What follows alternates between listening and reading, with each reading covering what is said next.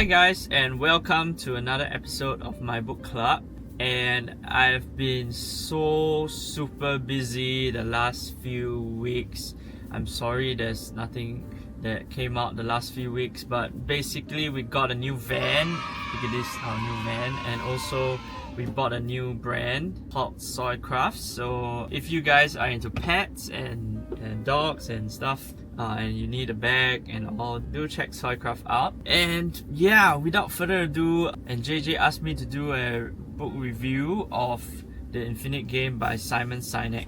And if you guys don't know, Simon Sinek is this guy he's a writer and he's also a podcaster, so he's and speaker as well.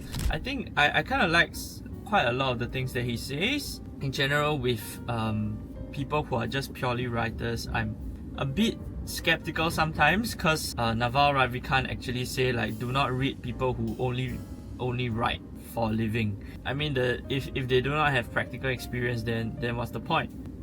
This only applies for self-help books. So I mean, when JJ actually asked me to read it, I think about 1 or 2 years back, I was kind of skeptical, but I gave it a read anyway, and I think it is pretty decent. Let me go through the points, my takeaways from this book. So of course, if the book is titled The Infinite Game, then there must be what is infinite game and what is finite game, right? So Simon Sinek actually talks about what finite games are. So finite games are kind of like games that you play in school, or like, for example, basketball, there's like a time limit. The finite game, the goal is to score more goals, that score more points than the other team, right? So that's like finite games. And infinite games are kind of are games that just never end, and there's no winner or there's no loser in the long run, and it's always evolving, the goals keep changing and all that, right? So what Simon Sinek says is that a lot of business leaders keep thinking about their business as a finite game, like, I need to earn more money, I need to beat this industry and all that. But actually what business is kind of more like an infinite game. My mentor actually always kind of like instills in me, in Chinese there's this saying called 风水轮流转. What it means is that thing in life just keeps changing around and switching hands, right? So one day you might actually be on the top, and you might actually be like owning this industry, owning what you do, and the other day you might be in the depths begging for money, right? And life is just like that, right? And even in business, it's just like that. Your goals change, everything just changes. So as business owners, we should strive not to be in the finite game, although it's very tempting, but into the infinite game.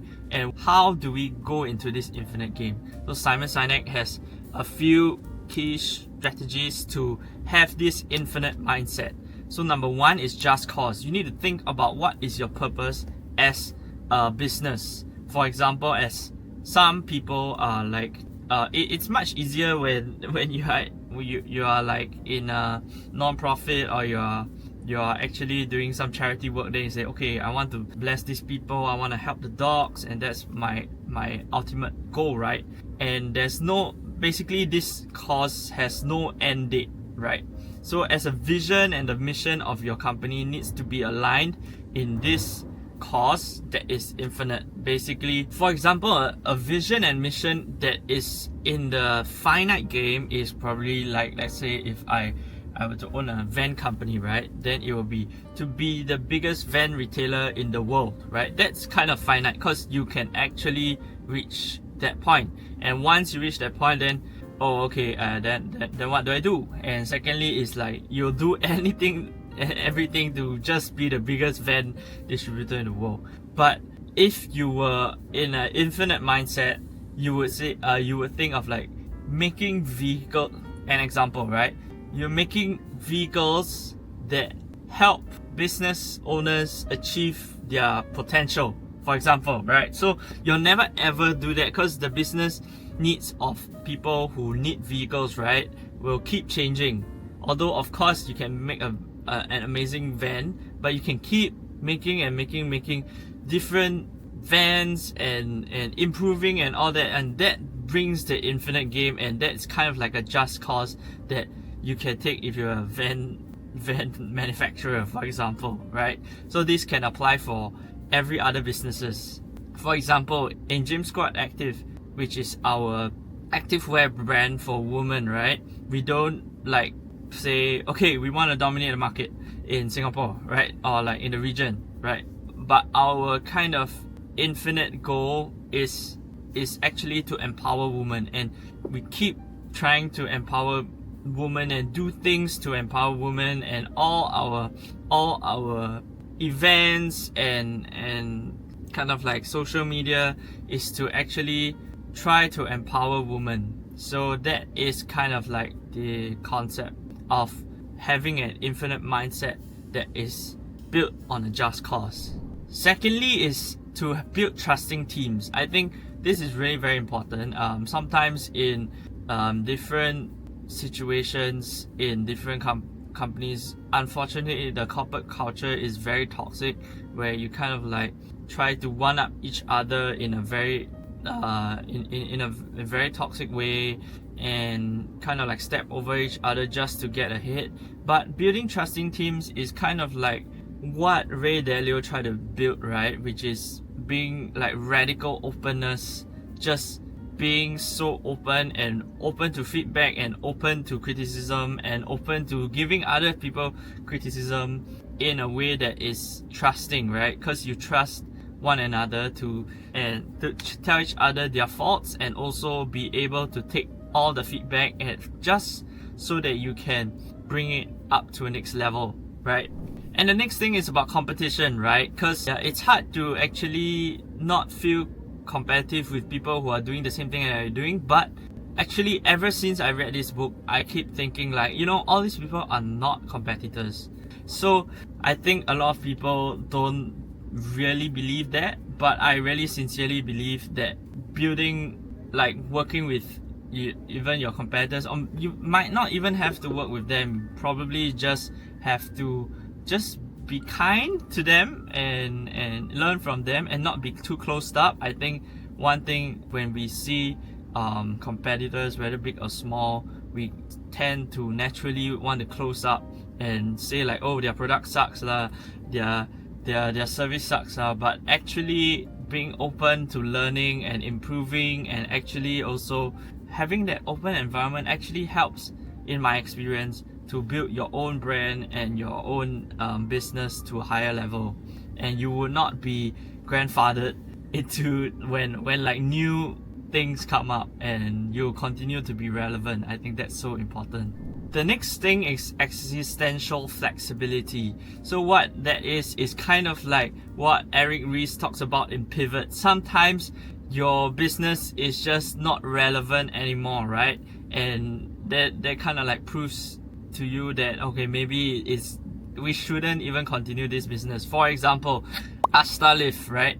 Astalif came from actually a film company, Fujifilm, which actually when they realized that, oh no, this film industry, like the actual microfilms industry, is not working anymore, they used the formula and thought, what could we do, right? And then after that, they actually created this skincare, I think it's skincare, right? This skincare product called Astalif, and it actually revitalized their brand. So I think this being existentially flexible and thinking like, okay, what if this trajectory doesn't work anymore? How can we continue living and to serve the just cause that we want? The last principle that Simon Sinek kept enforcing about in the end of his book is about the courage to lead. I think what he's trying to get here is to say like, you need to be ethical, to lead in the direction of morals and all that, which I really agree. I think that there are too many businesses that don't dare to take like a fall in profits just to serve a cause. But at the same time, I also think that some of this is a bit gimmicky, in the sense that a lot of businesses don't really believe in the causes that they promote, like the environment and all that, and they're just doing it for marketing. So I think it's a fine line there, but I believe if you really feel for a certain thing, like for example, me and Rach, we actually feel so much for dogs and helping dogs and all this, that we really want to build something and then be able to contribute to the shelter dogs and those dogs that really need more food or more care and all, and to save these dogs, right? Yeah, but what really matters is the life and the quality of the human experience and the quality of the world that we live in, right? From a macro perspective. And honestly, if we just all have enough in life, I'm not communist by the way, but if we have all that we need in life, and everyone has all that they need in life, and every being on earth is happy, actually why is there a need to earn billions and millions of dollars, right? There's no real need if we can have everything we want. And I think that's the goal. And I think if as a corporation, as a business, you are able to earn a certain amount of money that can give the people that work for you and the people and yourself a comfortable living, I think any more than that is really just to better the lives of the world or the environment or any cause that really matters to you as a business owner, as a founder. At the end of the day, I think this book, all that you have to get from this book is about thinking about the long term, and that is the main thing that I got from this book. And now to my verdict. The difficulty of this book is about 3 out of 5. It's commoner, and I think this is really quite easy to read. I think it's one of those quite easy business books that kind of like puts everything together in that concept, with examples from Apple, from like big corporations, to give examples kind of thing, right? So I think that's quite easy to read. So commoner 3 out of 5, right? So in terms of change my life meter, I think this book is 4 out of 5 epiphany. I think although it's not like very complicated concepts, but I think the main concept of thinking of the long term and seeing your competitors not the way that you would naturally see them, right? I think that really changed my mindset for the past 1.5 years about how I did business, how I actually go about doing collaborations, doing partnerships. I think it really is I think this book is really quite simple, but yet actually points to the truth.